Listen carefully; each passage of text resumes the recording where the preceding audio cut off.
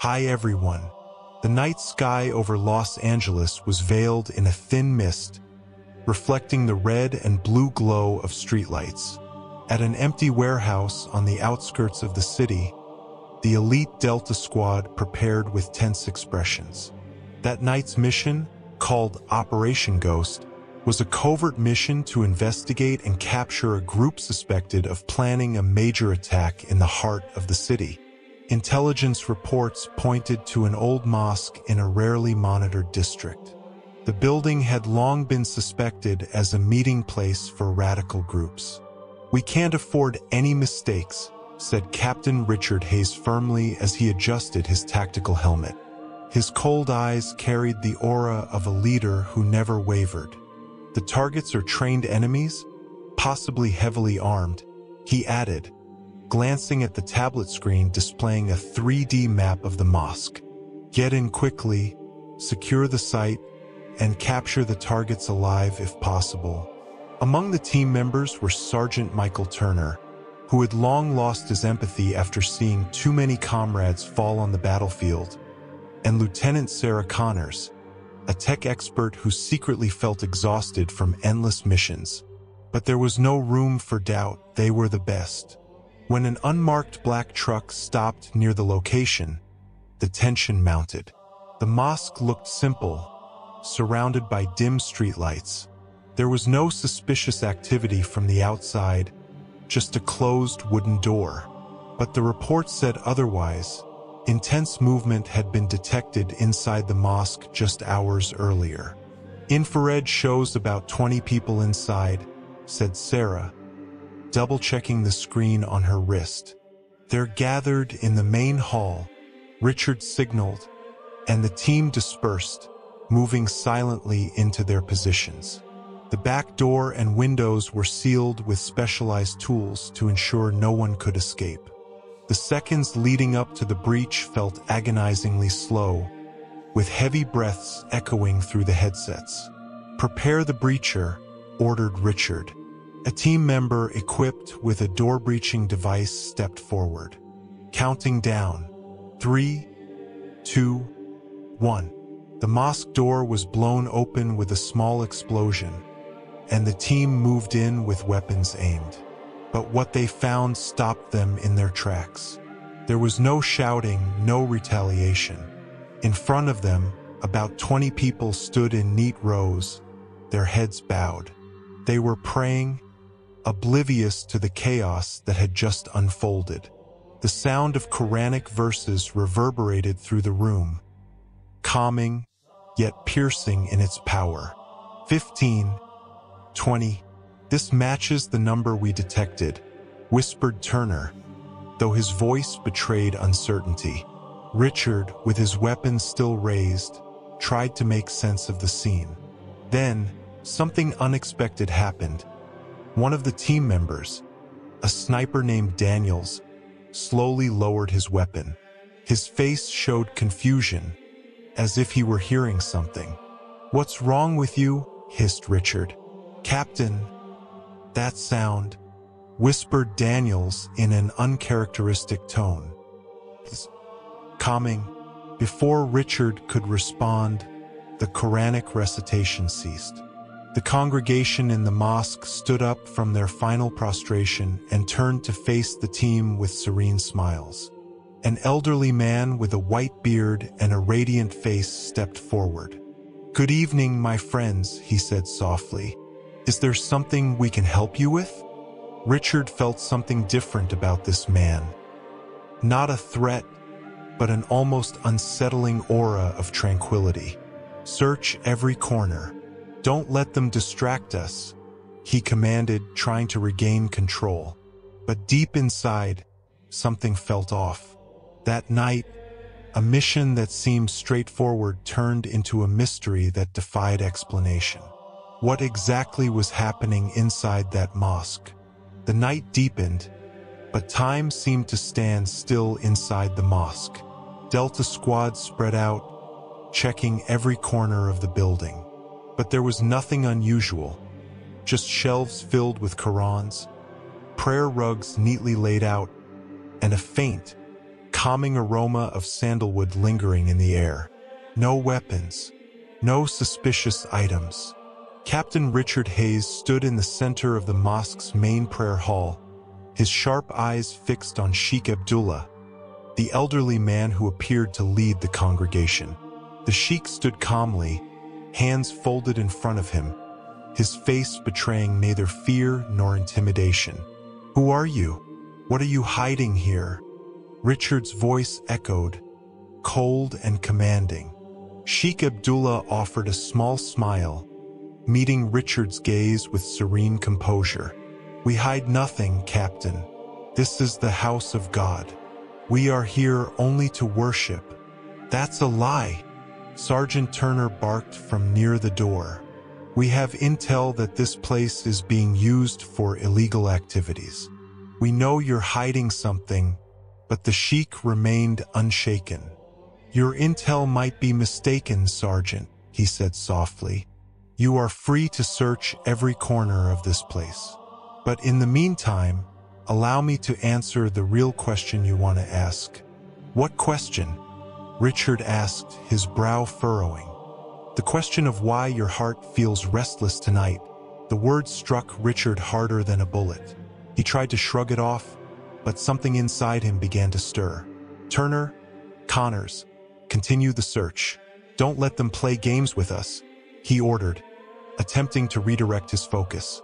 Meanwhile, Lieutenant Sarah Connors moved to the back rooms, hoping to uncover clues. All she found was a large bookshelf filled with old religious texts and a small window overlooking the mosque's courtyard.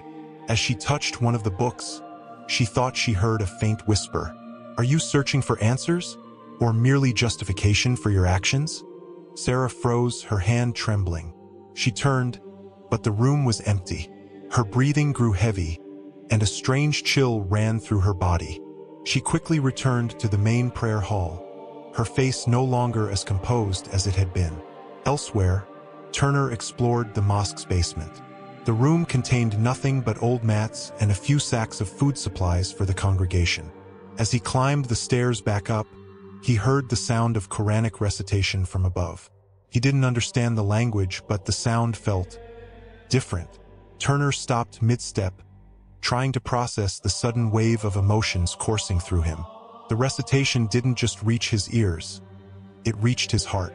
His chest felt tight, as though something within him wanted to break free but was blocked by walls he had built over the years. Back in the main hall, Richard was still trying to intimidate Sheikh Abdullah. "What do you do here every night? Why do you gather?" he demanded again, though his tone was less forceful this time. "We gather to remember God, Captain," the sheikh replied calmly. "We pray for peace, for the tranquility of our souls. And tonight we also pray for you." Richard didn't respond. The sheikh's words felt strange, as if they pierced through the logic he had clung to for so long. "Captain, I didn't find anything," Sarah reported as she returned to the hall, her expression tinged with unease. "Just books and ordinary items." "Same here," Turner added, though his tone carried an unusual hesitation. Richard glanced back at Sheikh Abdullah, now more confused than suspicious. "If you're not hiding anything, why does this place feel so unsettling?" The sheikh chuckled softly. "Because peace always unsettles a restless heart, Captain. Sometimes what you're searching for isn't a threat. It's an answer." That night, although Delta Squad found nothing, they didn't leave empty-handed. They departed with heavy hearts, burdened by questions they couldn't yet answer. As Richard and his team returned to their temporary base, the sound of the Quranic recitation lingered in their minds, like an echo they couldn't escape. For Richard, that night wasn't the end of the mission. It was the beginning of a journey he had never imagined. The Delta Squad base was unusually quiet that evening. Normally, the sound of heavy boots and casual banter would fill the space, but tonight, silence hung in the air like a heavy cloud. Captain Richard Hayes sat alone, staring at the tablet screen displaying the mosque's blueprints. But his mind was elsewhere, lost in the echoes of the Quranic recitation they'd heard earlier. The calm voice of Sheikh Abdullah replayed in his thoughts, along with the unsettling questions it had stirred. 4 years, Richard had been driven by duty, by the mission. But now, for the first time, he was questioning everything. Across the room, Sergeant Turner was pacing, his hands clenched into fists. "I don't know what it is, Captain," he muttered, breaking the silence. "That sound. Those prayers. They're still in my head." Richard didn't look up. "It's just the stress, Turner. The mission's gotten into your head." Turner stopped pacing, his expression conflicted. "Maybe, but Captain, what if it's not just that? What if there's something we're missing?" Before Richard could respond, Lieutenant Sarah Connors entered the room. She was carrying her tablet, but her usual confidence was absent. "Captain," she said hesitantly, "I've been doing some research on the Quran. On the verses they were reciting." Richard finally looked up, his brow furrowing. "And they're not about war or hatred. They're prayers for guidance, for peace." "It's beautiful," Sarah said, almost as if she were confessing something forbidden. The room fell silent again. Richard clenched his jaw, conflicted by the growing doubt within him. The next morning, Richard made an unusual decision. He ordered Turner and Sarah to accompany him back to the mosque. This time, they left their weapons and tactical gear behind, approaching the place not as soldiers, but as curious souls searching for answers. When they arrived, the mosque was quiet. Inside, a small group of worshippers was performing their midday prayers. The soft sound of their recitation filled the air, and for a moment, Richard felt a strange sense of peace wash over him. Sheikh Abdullah appeared shortly after, his welcoming smile as warm as before. "Ah, Captain Hayes, I thought you might return." Richard hesitated, his usual commanding demeanor replaced by uncertainty. "We're not here to interrogate anyone. I need to understand." "Then please come. Sit with us," Sheikh Abdullah said, gesturing to the prayer mats. Reluctantly, Richard, Turner, and Sarah sat down, feeling out of place but strangely drawn to the moment. Sheikh Abdullah began to explain the teachings of Islam, the belief in one God, the purpose of life, and the concept of peace through submission to the Creator. As the Sheikh spoke, Richard found himself listening intently. The words didn't feel foreign or threatening. Instead, they resonated deeply, like answers to questions he didn't know he had been asking. Turner, who had long been haunted by the horrors of war, felt a lump in his throat. "So it's all about peace?" he asked, his voice trembling. Sheikh Abdullah nodded. "True peace, Sergeant, comes when the heart is connected to its Creator. And sometimes, the most restless hearts are the ones closest to finding it." Sarah, who had always been skeptical of religion, felt her walls beginning to crack. "But how do you know it's real? How do you know this is the truth?" The Sheikh smiled gently. "Truth speaks to the soul, Lieutenant, and the soul always recognizes its Creator, even if the mind tries to deny it." As the conversation continued, something extraordinary began to happen. The hardened soldiers, trained to fight and survive, felt their hearts softening. The mosque, once viewed as a potential threat, now felt like a sanctuary. By the time the sun began to set, Richard, Turner, and Sarah were no longer the same.